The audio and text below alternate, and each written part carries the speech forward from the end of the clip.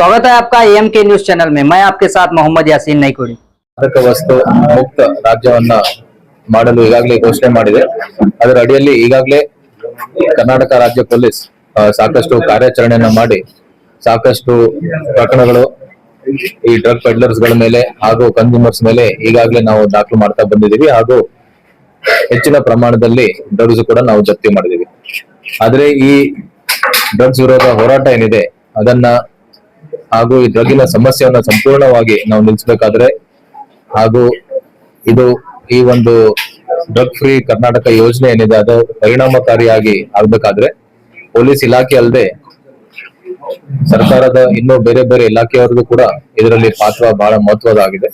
So ಹಾಗಾಗಿ ಎಲ್ಲ stake holders ಈ ಒಂದು ಹೋರಾಟದಲ್ಲಿ ಭಾಗಿಯಾಗುವ ಒಂದು ನಿಟ್ಟಿನಲ್ಲಿ ಕರ್ನಾಟಕ ಸರ್ಕಾರ ಮಾನ್ಯ ಮುಖ್ಯಮಂತ್ರಿ ಹಾಗೂ ಗೃಹ ಸಚಿವರ ಒಂದು ನೇತೃತ್ವದಲ್ಲಿ ಎರಡು ಹೊಸ ಕಾರ್ಯಕ್ರಮವನ್ನ ನಾವು ರೂಪಿಸಿದ್ವಿ. ಒಂದು ಆಪರೇಷನ್ ರೈಸ್, ಅದರ ಅರ್ಥ ರೆಫ್ಯೂಸ್, ಇನ್ಫಾರ್ಮ್, ಸಪೋರ್ಟ್ ಹಾಗೂ ಎಂಪವರ್.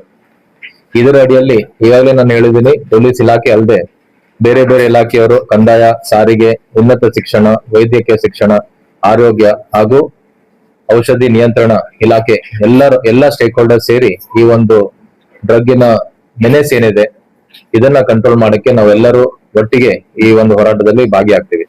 ಅದಲ್ಲದೆ ಈಗಾಗಲೇ ನಾವು ಸಾಕಷ್ಟು ನಮ್ಮ ಪ್ರಕರಣದಲ್ಲಿ ನಾವು ನೋಡಿದೀವಿ, ಈ ಕನ್ಸ್ಯೂಮರ್ಸ್ ಏನಿದ್ದಾರೆ ಅದರಲ್ಲಿ ಹೆಚ್ಚಿನ ಸಂಖ್ಯೆಯಲ್ಲಿ ಯುವಕರು, ವಿದ್ಯಾರ್ಥಿನಿಯರು ಇದ್ದಾರೆ. ಅವರು ಬೇರೆ ಬೇರೆ ಕಾರಣದಿಂದ ಈ ಡ್ರಗ್ ಸಮಸ್ಯೆಗೆ ಒಳಗಾಗಿರ್ಬೋದು. ಅದು ಪ್ರಭಾವ, ಮಾನಸಿಕ ಒತ್ತಡ, ಮನರಂಜನೆ, ಪಿಯರ್ ಪ್ರೆಷರ್, ಜಸ್ಟ್ ಒಂದು ಕ್ಯೂರಿಯಾಸಿಟಿಯಿಂದ ಕೆಲವರು ತಗೊಂತಾರೆ.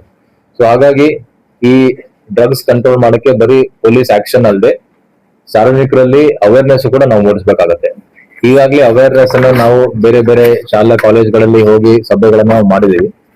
ಇದನ್ನ ಇನ್ನೂ ಮುಂದಕ್ಕೆ ತಗೊಂಡು ಸೋಷಿಯಲ್ ಮೀಡಿಯಾನ ನಾವು ಬಳಸ್ಕೊಂಡು ಈ ಬೇಡ ಬ್ರೋ ಅಂತ ಒಂದು ಜಾಗೃತಿ ಅಭಿಯಾನ ಕೂಡ ನಾವು ಪ್ರಾರಂಭ ಮಾಡ್ತಾ ಇದೀವಿ.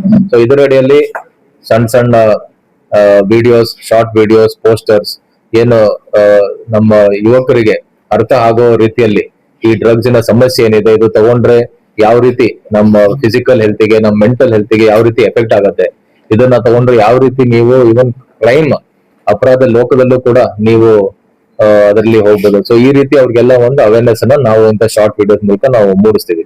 ಸೊ ಒಟ್ಟಾರೆ ಈ ಎರಡು ಕಾರ್ಯಕ್ರಮ ಏನಿದೆ, ಆಪರೇಷನ್ ರೈಸ್ ಮತ್ತೆ ಬೇಡ ಬ್ರೋ ಏನ್ ಕಾರ್ಯಕ್ರಮ ಇದೆ, ಇದರಿಂದ ನಮ್ಮ ಯುವಕರನ್ನ ನಾವು ಮಾದಕ ವ್ಯಸನ ವಿರೋಧಿ ರಾಯಭಾರಿಯನ್ನ ಮಾಡಲು ನಾವು ಈ ಎರಡು ಕಾರ್ಯಕ್ರಮವನ್ನು ನಾವು ರೂಪಿಸಿದೀವಿ.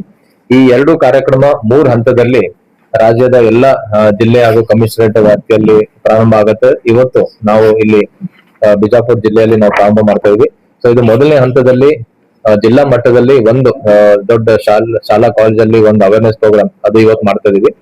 ಎರಡನೇ ಹಂತದಲ್ಲಿ ಎಲ್ಲ ಠಾಣಾ ಮಟ್ಟದಲ್ಲೂ ಕೂಡ ಇದೇ ರೀತಿ ಅವರವ್ರ ಠಾಣೆಯಲ್ಲಿ ಶಾಲಾ ಕಾಲೇಜುಗಳಿಗೆ ಹೋಗಿ ಅವರು ಕೂಡ ಕಾರ್ಯಕ್ರಮವನ್ನು ಮಾಡ್ತಾರೆ. ಮೂರನೇ ಹಂತದಲ್ಲಿ ತಾಲೂಕಾ ಮಟ್ಟದಲ್ಲಿ ಸ್ಥಳೀಯ ಶಾಸಕರು ಅವ್ರ ಜೊತೆ ಸೇರಿ ನಾವು ಕಾರ್ಯಕ್ರಮ ಮಾಡ್ತೀವಿ. ಸೊ ಒಟ್ಟಾರೆ ಈ ಕಾರ್ಯಕ್ರಮದಲ್ಲಿ ಅವೇರ್ನೆಸ್ ಏನ್ ನಾವು ಮೂಡಿಸ್ಬೇಕು ಸಾರ್ವಜನಿಕರಿಗೆ ಅದು ನಾವು ಮಾಡ್ತಾ ಇದೀವಿ. ಅದ್ರ ಜೊತೆಗೆ ನಮಗೆ ಇನ್ಫಾರ್ಮೇಶನ್ ಏನ್ ಮಾಹಿತಿಯನ್ನ ಬರಬೇಕು ಪಬ್ಲಿಕ್ ಇಂದ, ಅದು ಯಾಕಂದ್ರೆ ನಾವು ಈ ಸಮಸ್ಯೆಯನ್ನ ಸಂಪೂರ್ಣವಾಗಿ ಕಂಟ್ರೋಲ್ ಮಾಡ್ಬೇಕಾದ್ರೆ ಪಬ್ಲಿಕ್ ಇಂದ ನಮಗ್ ಸಾಕಷ್ಟು ಒಂದು ಸಹಕಾರ ಬೇಕಾಗತ್ತೆ. ಮುಖ್ಯವಾಗಿ ಎಲ್ಲಿ ಗಾಂಜಾ ಸೇಲ್ ಆಗ್ತಾ ಇದೆ, ಯಾರಾದ್ರೂ ಅವ್ರ ಊರು ಹೊಲದಲ್ಲಿ ಗಾಂಜಾ ಬೆಳೆಸ್ತಾ ಇದಾರೋ ಅದ್ರ ಬಗ್ಗೆ ನಾವು ಮಾಹಿತಿಯನ್ನ ಅವರು ಫೋನ್ ಮುಖಾಂತರ ಕೊಡ್ಬೋದು. ನಮ್ದು KSP ಆಪ್ ಏನಿದೆ ಅದ್ರ ಮೂಲಕನೂ ನಾವು ನಮಗೆ ಮಾಹಿತಿ ಕೊಟ್ರೆ ಅದ್ರ ಬಗ್ಗೆ ಕ್ರಮ ಕೈಗೊಳ್ತೀವಿ.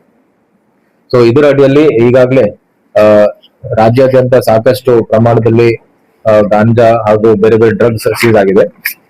ನಮ್ಮ ಉತ್ತರ ವಿಭಾಗದ ವ್ಯಾಪ್ತಿ, ಉತ್ತರ ವಿಭಾಗದಲ್ಲಿ ನಮಗೆ 5 ಜಿಲ್ಲೆಗಳು ಬರುತ್ತೆ.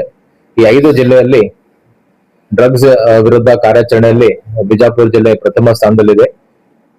ಹೋದ ವರ್ಷ ಹಾಗೂ ಈ ವರ್ಷನೂ ಕೂಡ 5 ಜಿಲ್ಲೆಯನ್ನ ಹೋಲಿಸಿದ್ರೆ ಹೆಚ್ಚಿನ ಪ್ರಮಾಣದಲ್ಲಿ ಪ್ರಕರಣ ದಾಖಲು ಮಾಡಿದ್ದು, ಗಾಂಜಾ ಸೀಸ್ ಮಾಡಿದ್ದು ಹಾಗೂ ಆರೋಪಿತರನ್ನ ದಸ್ತಗಿರಿ ಮಾಡಿದ್ದು ಬಿಜಾಪುರ ಜಿಲ್ಲೆಯಲ್ಲಿ.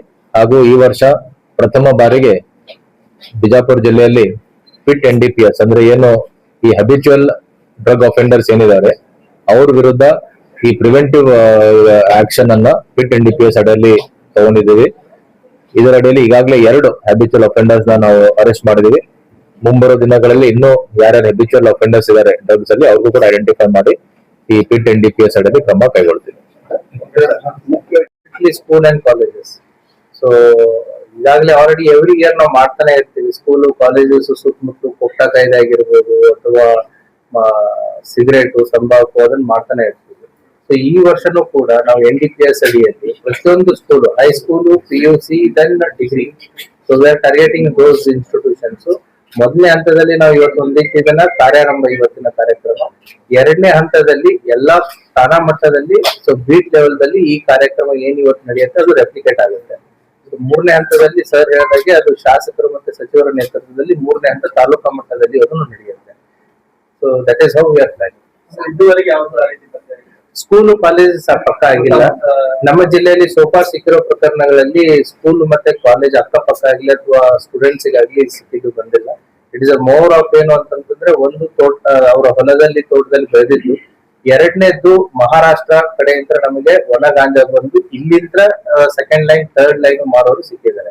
ಯಾರೀಗ ನಾವು ನಾಂದೇಡದಿಂದ ಲಾಸ್ಟ್ ಗೋಲ್ ಗುಂಬಜದಲ್ಲಿ ನಾವು ಇಲ್ಲಿ ಒಬ್ಬನೇ ಹಿಡಿದಾಗ ದೆನ್ ಲಿಂಕ್ ಸಿಕ್ಕಿದ್ದು ವರ್ತಿ ಅಂತ ಹಿಡ್ಕೊಂಡಾಗ ಲಿಂಕ್ ಸಿಕ್ಕಿದ್ದು Nanded. That is on the chain link is there. So ಹಾಗಾಗಿ it is a chain link, we have to go for the peddlers.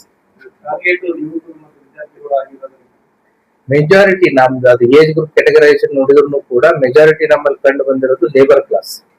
So ಹಾಗಿದ್ದಾರೆ. Students ಕೂಡ ನಾವು ವಿಚಾರ ಮಾಡ್ತಾ ಇದ್ದೀವಿ. ನಿಮ್ ಮೂಲಕ ಎಲ್ಲ ಸಾರ್ವಜನಿಕರಿಗೆ ನಾವು ನೋಡಿದೀವಿ, ಸಾಕಷ್ಟು ಗ್ರಾಮದಲ್ಲಿ ಅವರ ತೋಟದಲ್ಲಿ ಕೆಲವರು ಗಾಂಜಾ ಬೆಳೆಸ್ತಾ ಇದ್ದಾರೆ. ಈಗ ಹೋದ್ ವರ್ಷನೇ ನೀವು ಎಷ್ಟು ಮಾಡಿದ್ರಿ? ಒಂದು 338 kg, 200 kg. ಈಗ ನಾವು ನಮ್ ಬೀಟ್ ವ್ಯವಸ್ಥೆ ಇದೆ, ನಮ್ ಬೀಟ್ ಸಿಬ್ಬಂದಿಗೆ ಹೇಳಿದೀವಿ ಆಯಾ ಹಳ್ಳಿಗೆ ಹೋದಾಗ ಅಂತ ಮಾಹಿತಿ ಕಲೆ ಆಗುತ್ತೆ. ನಿಮ್ ಮೂಲಕ ನಾನು ಸಾರ್ವಜನಿಕರಲ್ಲೂ ಕೂಡ ಮನವಿ ಮಾಡ್ತೇನೆ, ಎಲ್ಲೆಲ್ಲಿ ಯಾರದೇ ಗ್ರಾಮದಲ್ಲಿ ಈ ಗಾಂಜಾ ಬೆಳೆಸ್ತಾ ಇದ್ರೆ ದಯವಿಟ್ಟು ನಮ್ದು ಕಂಟ್ರೋಲ್ ರೂಮಿಗೆ ಫೋನ್ ಮಾಡಿ, SP ಅವ್ರಿಗೆ ಫೋನ್ ಮಾಡಿ, ಅಥವಾ ನಮ್ KSP ಆಪ್ ಇದೆ, KSP ಆಪ್ ಅಲ್ಲಿ ಡ್ರಗ್ಸ್ ಮಾಹಿತಿ ಕೊಡಕ್ಕೇನೆ ಒಂದು ಸೆಪರೇಟ್ ಕಾಲಮ್ ಇದೆ. ಅದ್ರ ಬಗ್ಗೆ ನಾವು ಪ್ರತಿದಿನ ನೋಡ್ತೀವಿ KSP ಆಪ್ ಅಲ್ಲಿ ಎಷ್ಟೆಷ್ಟು ಕಂಪ್ಲೇಂಟ್ಸ್ ಬಂದಿದೆ ಅಂತ. ಸೊ ಅದರಲ್ಲಿ ಈಗ ಏನಾದ್ರು ಕಂಪ್ಲೇಂಟ್ ಬಂದ್ರೆ ಕ್ವಿಕ್ಲಿ ನಾವು ಅದ್ರ ಮೇಲೆ ಆಕ್ಷನ್ ತಗೊಳ್ತೀವಿ. ವಾರ್ಡ್ ನಂಬರ್ 18ರಲ್ಲಿ ಬಿಂದಾಸ್ ಗಂಟೆ ಈಗಾಗಲೂ ಸೇಲ್ ಕಾಲೇಜ್ ಎಲ್ಲ ಇವತ್ತೇ ನಿಮ್ ಜೊತೆ ಪೊಲೀಸ್ ತಂಡ ಕಳಿಸ್ಕೊಡ್ತೀವಿ. ಇಲ್ಲಿ ನಗರದ ಸಿಕ್ಯಾಕ್ ಸಂಸ್ಥೆ ಅಂತ ಒಂದು ಶಿಕ್ಷಣ ಸಂಸ್ಥೆ ಇದೆ, ಸಿಕ್ಯಾಕ್ ಶಿಕ್ಷಣ ಸಂಸ್ಥೆ ಅಂತ ಇದೆ. ಅಲ್ಲೇ ಕಾರ್ಯಕ್ರಮ ಇವತ್ತು ಮಾಡ್ತಾರೆ. ಅದ್ರ ಎದುರುಗಡೆನೆ ಒಂದು ಬಾರ್ ಇದೆ, ಕೇವಲ 50 ಫೀಟ್ ಇರುತ್ತೆ. ಲೈಸೆನ್ಸಿಂಗ್ ಅಥಾರಿಟಿ ಯಾರು ಬರ್ತಾರೆ? ಸೊ ಅದ್ರ ಬಗ್ಗೆ ಇದೆ, ಬೇರೆ ಕಡೆ bring it to the concern department. ನಮ್ಮಲ್ಲಿ ಜಾಸ್ತಿ ಇರೋದು ganja, ecstasy okay, thank you. और ज्यादा खबरों से जुड़ने के लिए हमारे इस चैनल को लाइक करें, सब्सक्राइब करें और बेल आइकॉन दबाना ना भूलें।